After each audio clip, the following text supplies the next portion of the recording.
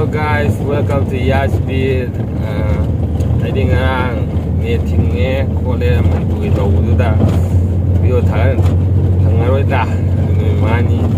thaluna wakajam mucham na set da leiro bane dugo ngasi ayuk yare mayam sigi video je ai date 8 ki ayuk ta namjagi bane adubu date 8 ta tha ki na khallaga dum thagat pangam ki dre ha din net yadabna maram moyaga date 8 ki ayuk ta ko pungo ma chai net yaram me bai idea ne ko aina tumola poja dai sidi video je semage number hogen ai namme video je namme number lore seme ade bi idike taw lore ulok podai ji pung manga makhai da tare da thaga ke na to kan je ni semu thingcham bi gre ne da thaga pa phangi dre adubu ngasi di net yare ai yamna haraure hojik video thaga phangni khanbada bana ma'am matamangan da bida aina ngasi pudo laksari ba tingkul dialogue with beat part 6 asi mayam yeminarsi taminarsi let's hear it let's get it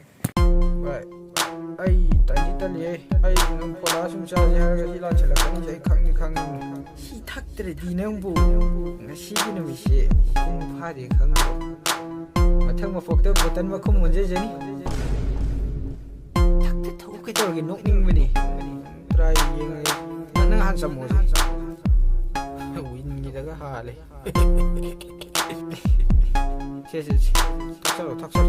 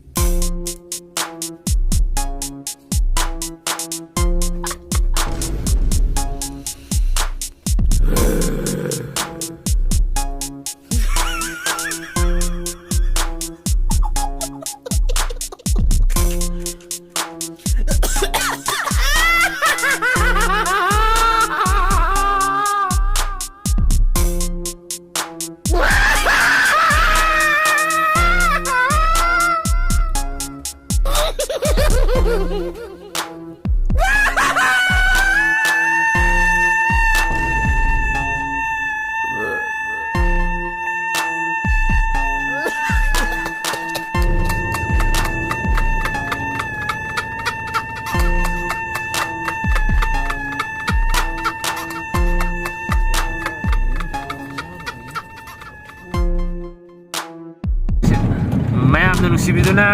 mamangi aigi tingkul dialogue with beat part 5 aduda aina 50 like tang ni jaraga si yon bi bagi damakta mayam bungam khaleta thagachari so ngasigi aina tingkul dialogue ta beat hapjaba sisu nungai birangani khali nungai biragadi please like share comment and make sure you subscribe and hit the notification bell icon so that you never miss my newly made content in future, brah. So bye, see you in my next video.